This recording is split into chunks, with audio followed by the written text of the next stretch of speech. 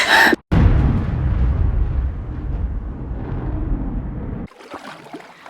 Hi, I'm M Browne, and I want to talk to you about Badwater, my 10th young adult novel.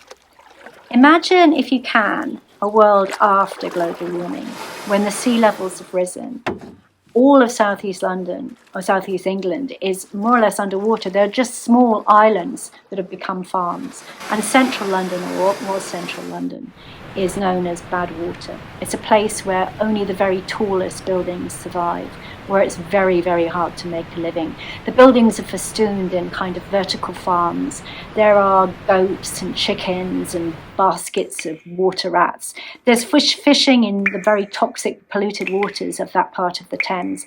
And between the tallest crumbling buildings, there are walkways full of growing plants that string together the places where people can still live. But it's violent and desperate because it's very, very hard to live there. Olu, my main character, doesn't go into Badwater. It's been forbidden for a long time. She is a barger, a group of people who trade on the waterways. They can read and write, and they make a living sort of salvaging what can be salvaged, repairing old tech, passing messages from one community to the next. They keep goats and chickens themselves. They grow herbs and unusual kind of medicaments, and they collect salvage. All's going well until there is a terrible, terrible storm, during which Olu and her mother lose the trail barges.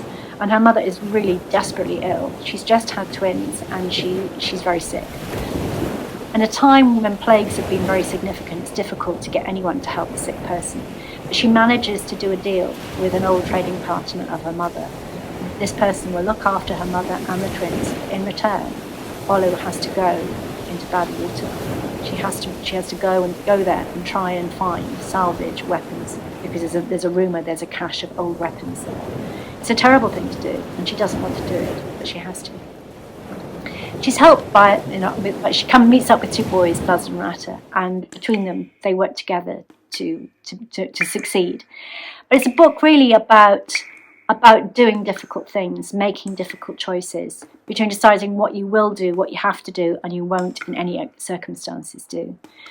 And it's a book about friendship and courage.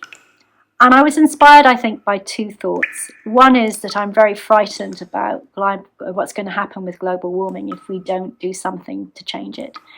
And my second thought, that I have total confidence in the courage, bravery, and conviction of young people today to do whatever they can to save the world.